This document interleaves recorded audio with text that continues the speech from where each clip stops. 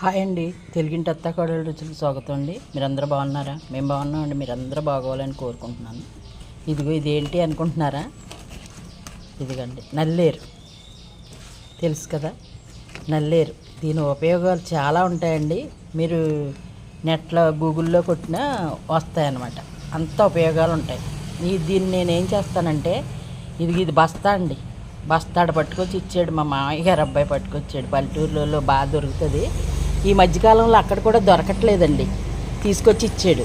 దీన్ని శుభ్రంగా ముక్కలు కడిగేసేసాను, ఆరబెట్టాను. ఈ ముక్కలు కోసేసి చిన్న ముక్కలు 4 రోజులు 3 రోజులు బాగా ఎండబెట్టేసి ఒక డబ్బాలో స్టోర్ చేస్తానండి.